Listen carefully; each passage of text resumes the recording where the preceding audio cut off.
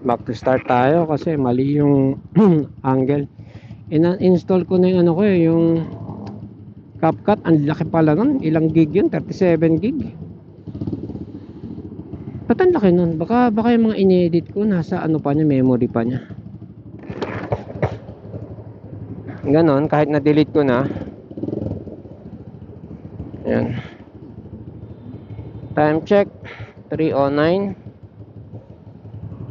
Medyo may hangover pa ako sa long drive kahapon. Long drive ba yun? 200 kilometers lang naman. 100 pahinga, 100 pahinga, di ba? So 100 per biyahe lang. Tapos nung pauwi, ilang stop ba kami? Isang stop lang pala kami, nagkape kami. Isang stop, hindi, dalawang stop pala kasi pa-picture sa Kaibiyang, ganyan. Picture sa Kaibiyang, tapos ahead lang ng konti, may kape, may Andy kape, nag-ano kami. Kumain kami. Ang mura. At least kumpara sa ano sa kainan dito sa sa Marilake.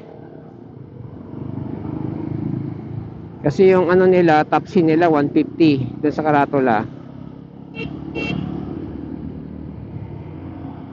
Uy. Ang mura, oy. Harley Davidson, no? Ang cute naman ng busina niya for a Harley. Woohoo! Siya ba yung bumusina? O, kita mo pag Harley, chill lang yung andar. Ganun lang, Harley. Yung Harley, di ba? Mga hogs. Ano tawag sa mga nakasakay sa hog? Hogster, hog rider. Bagal naman niya, sana siya? Pala siya. Yun, kaliwa. Tingnan natin kung legit yung Harley niya. Legit ba? Ay, parang Japex yata. Tattoo lang yung legit.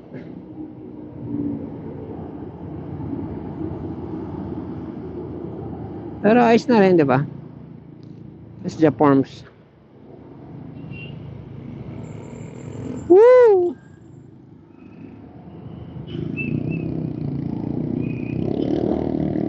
Diba tunog ng Harley?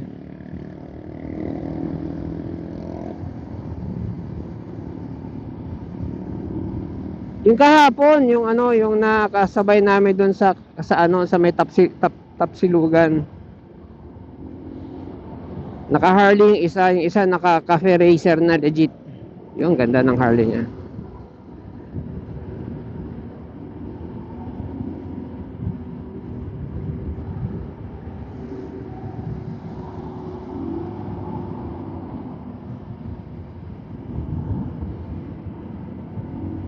Yung best friend ni Bonbon, yung pinsan ni teacher, best friend ba yun? O friend na lang. Yung friend ni ni Bon, may Harley. Maraming Harley. Yung isa sa Harley niya binibenta niya. Ang worth ano ba yun? 700k. Ang cc niya ilan ba? 1200? 1200 cc. Lakas sa gas ng 1200 cc. Tapos nasira yung solenoid. Kung ano man yung solenoid na yun. Hanggang ngayon nasa talyer pa kasi hahanapan daw ng pyesa. Yung talyer na yun, talagang mga Harley yung ginagawa. Yan sa Paranaque.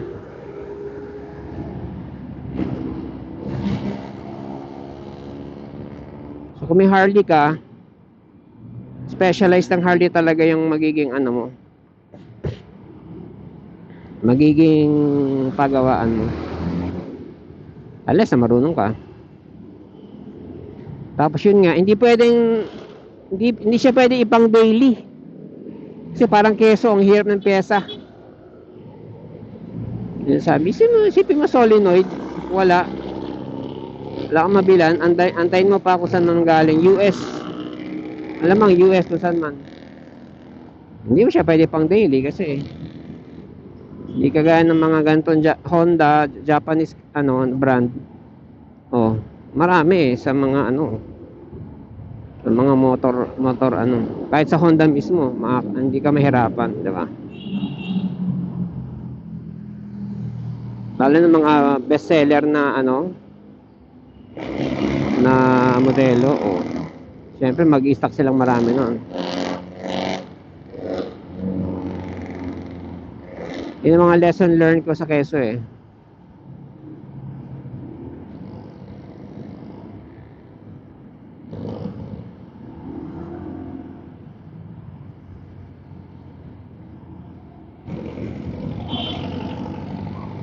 So ilang ano na to?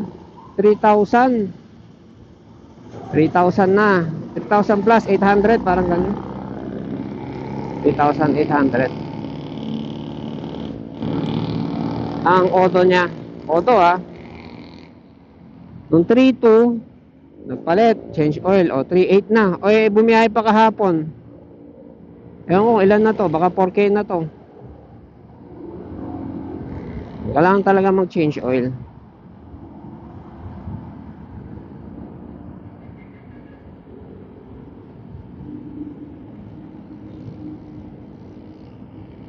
So lang pinagtataka ko kay ano eh, kay Kiel. Bakit 1 liter ang gusto niya ilagay?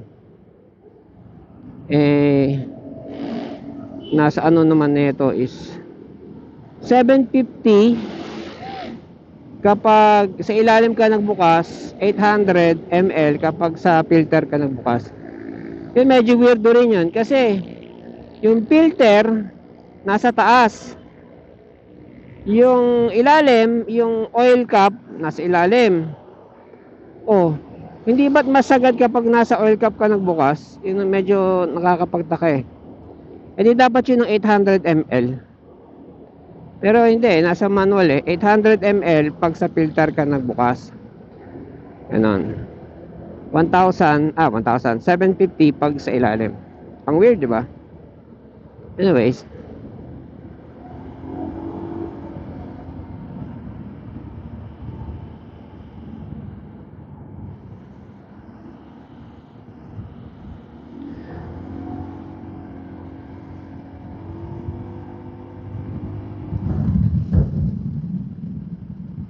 Ang sarap sa twisties. Sa Kaibyang, sarap. Kasi bubuelo ka, paahon, bubuelo ka. Sabay magsisiko, ganyan. Pag paahon ako, ano, sasarapan. Pag palusong, wala, preno lang ako. Hindi ako, ano, pag palusong ako na twisties, nag ano lang ako. Very controlled ano lang ako, very controlled lang ang takbo ko. Mapapa ano ako ng konti, higa ako ng konti, pero yun na yun, hindi ako nagsisilinya daw. Pababa eh. I let the gravity do the job, di ba? Although si teacher, pag yung nakakaramdam ng higa, hindi ko lang siya naobserbahan eh. Kinakabahan siya, sabi niya, wag ko daw ihiga, wag ko daw i-banking. Sabi ko, natural yung banking natin. Natural yon kasi kung hindi tayo ibabanking, kung nakadiretso tayo tapos mag-ano tayo, hindi ko lang ma-explain sa kanya eh. Kung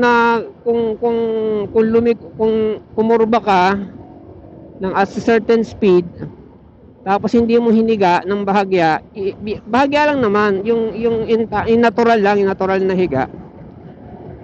Titilapon ka eh. Titilapon ka. May tendency kang tumilapon pag nakapantay ka. Kailangan mo ihiga talaga. So pag pakaliwa ka, higa ka, sasandal ka pakaliwa. Ganon. Kaya nga na-gets ko na yung explanation na ano eh. Itutulak mo na ang pakanan, yung kaliwang kamay mo yung manibela para humiga ka. Ganon. Kung hihiga mo. Hindi naman higa. I-lean forward lang ba? Na paano yun?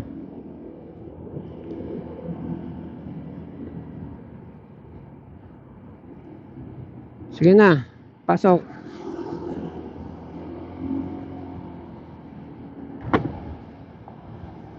Aming gagawin, ano?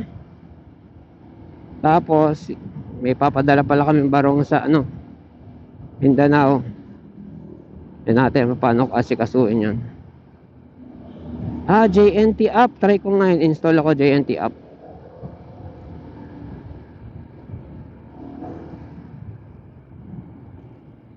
Ba? In fairness, anong oras? Alas 3? Hindi makapalang sakyan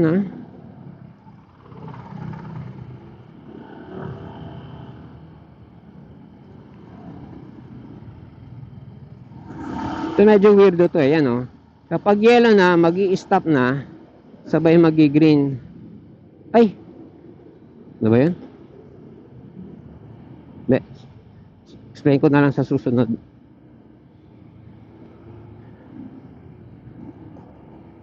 Basta weirdo yung stoplight dyan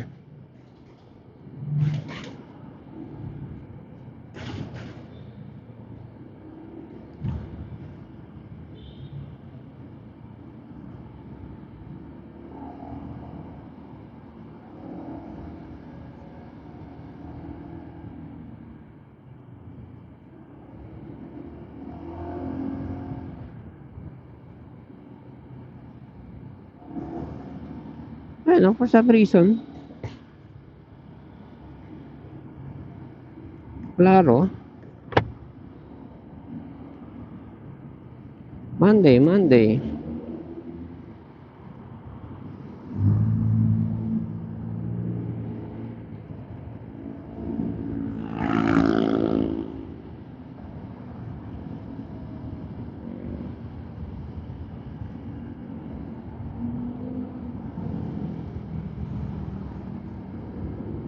Kasi itong ADB, designed naman to sa design siya for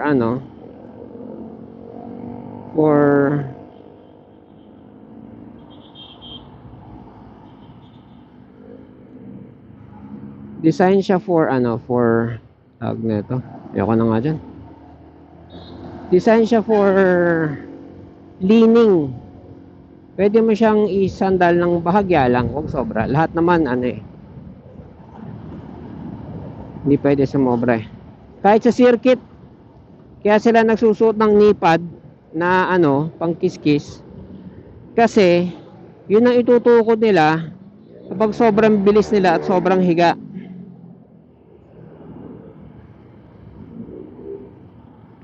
Sobrang bilis, sobrang higa.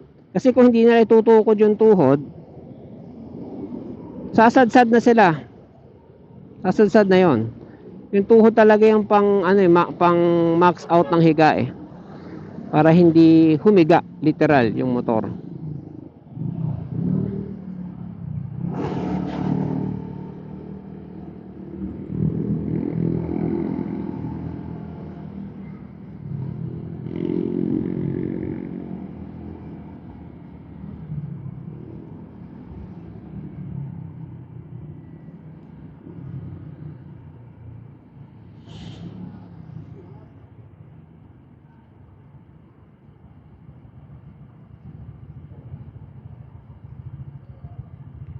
Tapos yung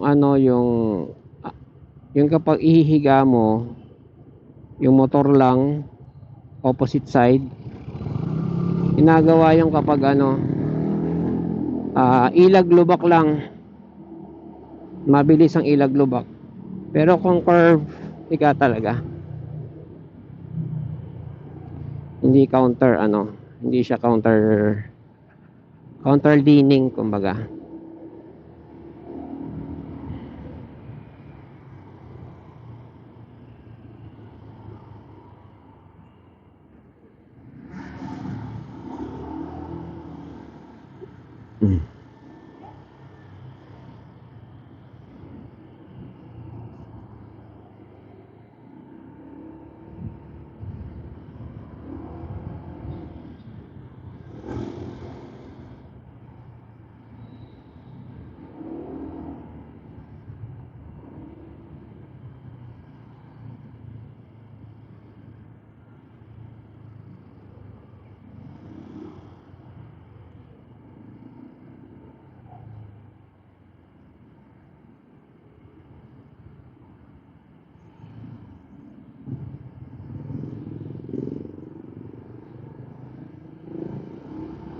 Yan super ingat na ako Oops lang talaga yung ano yung huli yung nakaraan eh. Super coops. Uhaw na uhaw.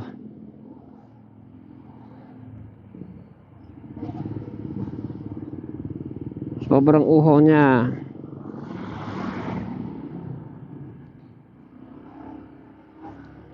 Kahit hindi kailangan nagaano siya.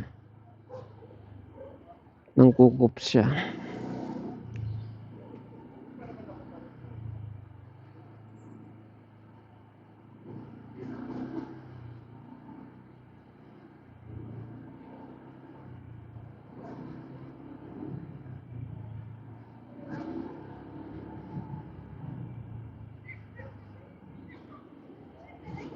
Sana ba ako?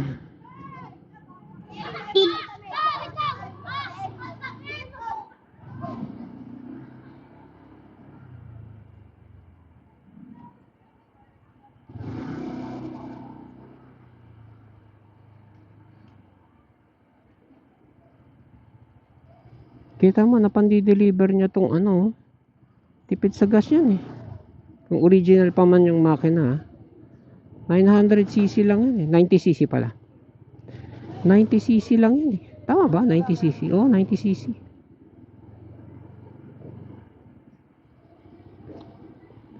Sabi malaki pa makina nito dyan. Eh nasabi. Nag-inquire ako niyan eh. Nag-inquire ako niyan eh.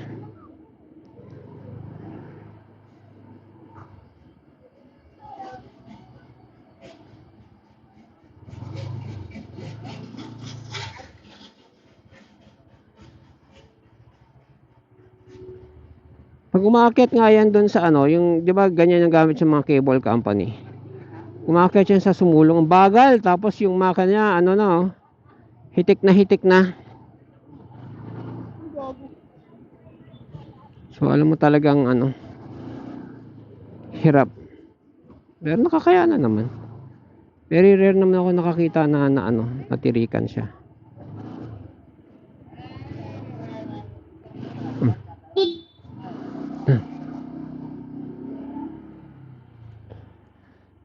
Teacher, canteen.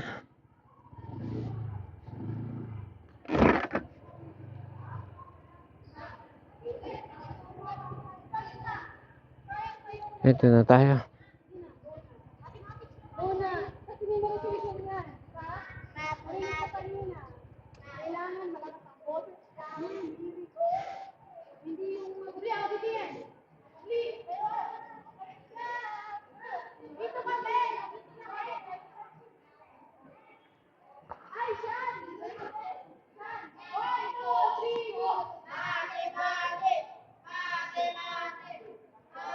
Kaya tulungan natin si teacher.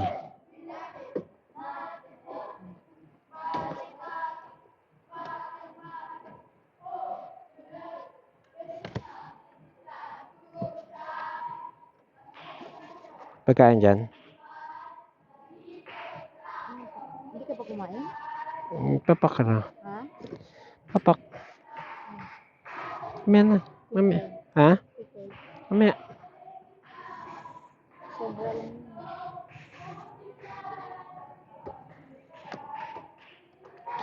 Gana sana ako ng ano eh. Ha? Ano nga ba yan?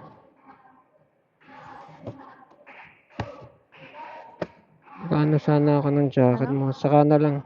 Ano? Unahin natin yung kapote. Ay, yung barong.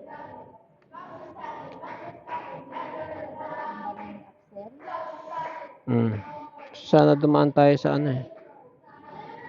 Sa bilihan ng jacket eh.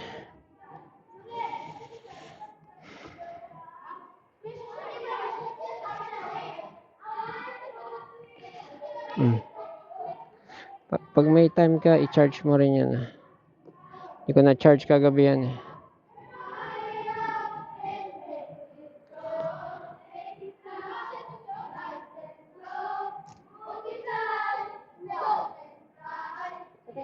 Let's go.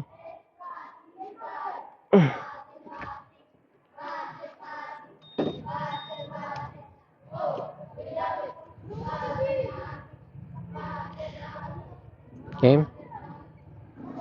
Hello? Naka-on ka na? Hello? Tama ka na?